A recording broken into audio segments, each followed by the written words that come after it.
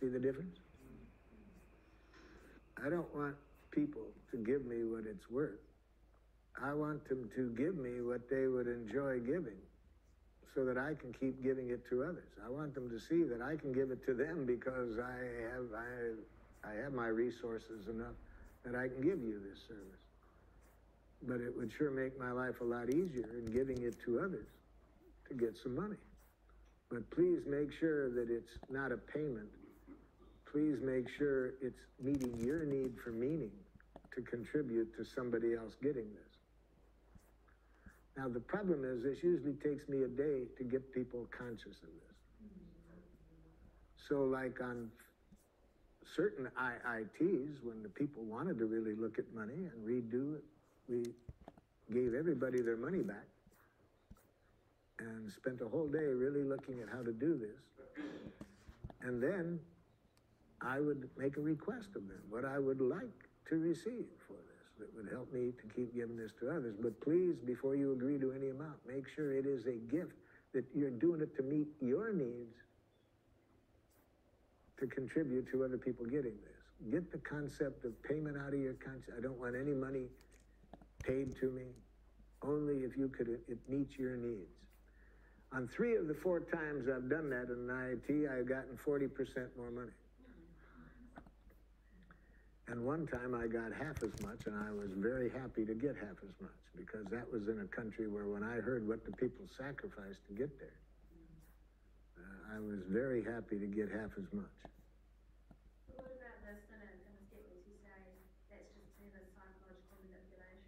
That's why I say I need a whole day, because this is not an easy thing to get across to people. And I learned the hard way, it takes a while, because after that woman and I had that conversation on the phone, I stopped charging any money for my services. And I would ask people if they would enjoy giving. By the door, you'll see a box. Give me what you would like to give me. And within a very short time, I was getting almost zero money. So I would start to have some dialogue with the people that I knew well and to find out. And then I could see that it was too radical to them. They didn't, and they would tell me, well, Marshall, I just assumed you didn't need the money. And I could see, and then at that time I was starting to travel, and I was doing a lot of work in San Diego, and I asked the woman, Annie, would you set up my appointments for me, an hour with each person? I was staying at her house, so I was doing my private work at her house. And so the second time I went back to work there, I noticed she set up each of my appointments for 2 hours instead of 1 hour. And I said, Annie, how come 2 hours? She said, I noticed last time you spent an hour working with the people and an hour talking about money. See, it took so long to get this across to people. So yeah, after a short time, it's a pretty radical concept. So it takes a while to really get clear that I'm not trying to make you feel guilty or anything of the sort, but what would you enjoy giving? Somebody else has given me enough money to eat today. I don't need money to eat today. My rent is paid for this month. I don't need that. But to keep giving this to others. See, actually, this isn't that radical in the sense that when you go in and buy a coat, you're not paying for that coat.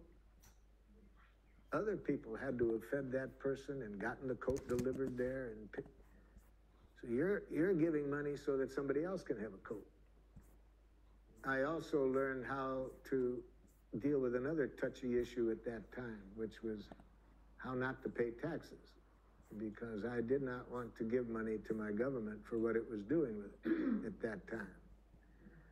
I was willing to give tax money for those things which I wanted to give it to, but not for the weaponry. So I was working in a social change project at the time so that taxpayers could choose what they didn't want the money to go to.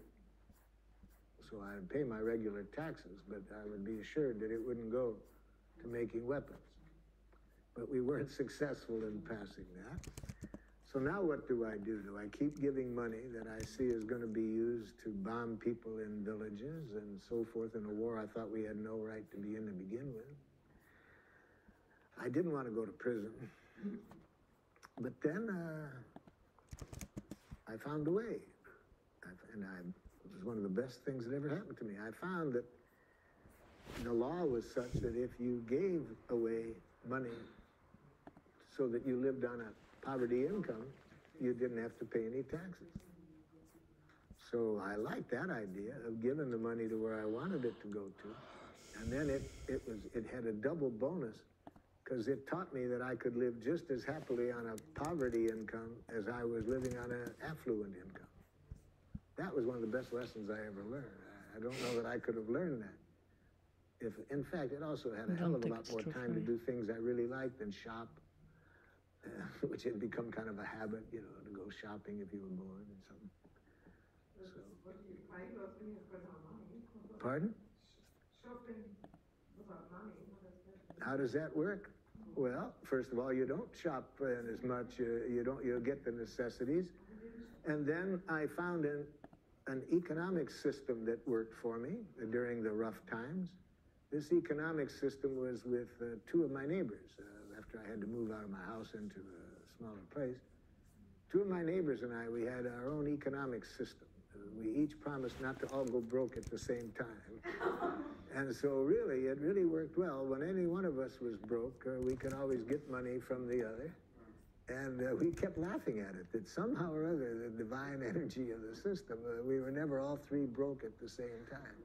A corporation I was dealing with in Basel. Man called me in and said, Marshall, it was very confusing to my associate when my associate called and asked, you know, I wanted him to have you set up and work with our staff. And my associate got very confused about your discussion about money. When he asked you how much you charged, he never understood it. So that's why I called you in today. So I tried to explain to him, and this guy got it. He got it. I understand, Marshall, but here's the process. Here's the problem. I love it. In fact, that's why I invited you. I heard you speak in my church, and I really want this training. But you got to understand how our organization works. If I want this money to give, any money to give you, I need to go to this department, and they will ask how much does he charge, and if you charge within regular allotments, I said, I understand that. I understand that you're within that system, but I'm talking with you, and I'm telling you that I'm willing to give the service. And I'd like to get money for it. So if you want to deal with that department business, I see your problem, but I want to get clear with you. You're the guy that's asking me in here. I want you to give me the money, not pay me the money. He said, I love that, Marshall. Okay, what would you like to receive? And I told him. He said, now that's going to be a real problem. I said, why? If I ask my supervisors for that, they're going to think you're not worth anything, because most of the people we bring in, we pay 3 times that. And they'll then question what kind of a... So how would you feel if I gave you 3 times that? I said, if you want to give me 3 times that, I'll take it. Then that's up to you how you get the money, but I want it as a gift from you and not a payment.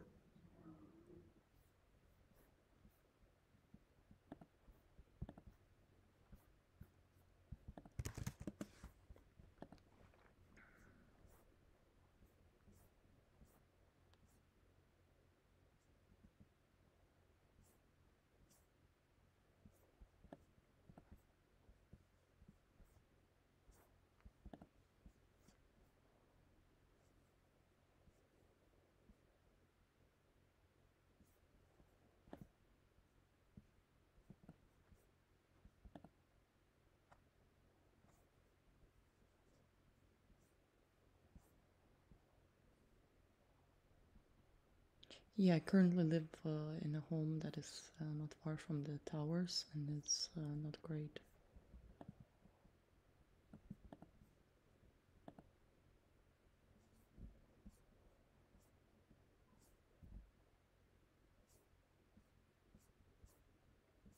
It's really not great for my emotional and mental state, and probably my physical body as well, and definitely for my energetic one.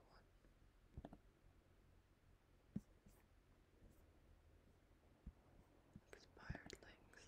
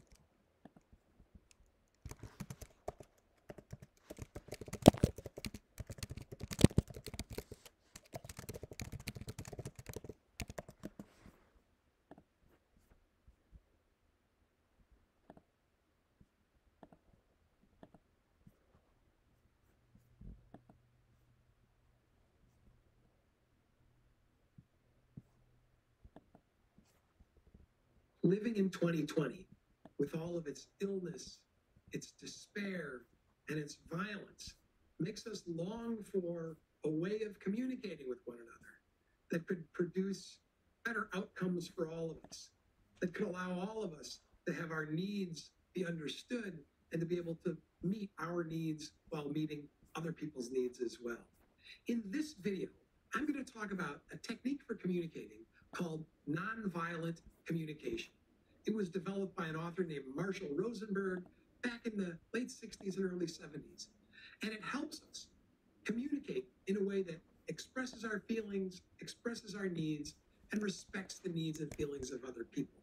Marshall Rosenberg wrote an entire book about nonviolent communication called Nonviolent Communication, The Language of Life.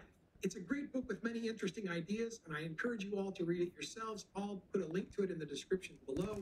In this video, I'm going to talk about 3 of the main ideas from Marshall Rosenberg's book, Nonviolent Communication, The Language of Life. Hi, everybody. I'm Bruce Lambert from How Communication Works. This is the channel where I teach you about communication skills so you can improve your relationships, succeed at work, be more confident, and lead a more fulfilling life. Nonviolent communication is a system for communicating that allows us to express our own observations, feelings, needs, and then make requests of other people to help us meet our needs and explain how, if they agree to those requests, that the consequences will help us meet our needs. In this video, I want to talk about the first 3 of those steps: making observations, relating those observations to our feelings, and then relating those feelings to our needs. In a subsequent video, I'll talk about how we take those needs and turn them into requests. So the first main idea or technique in nonviolent communication is to make observations about other people or about situations or about the world instead of evaluations. The idea is to separate observation from evaluation.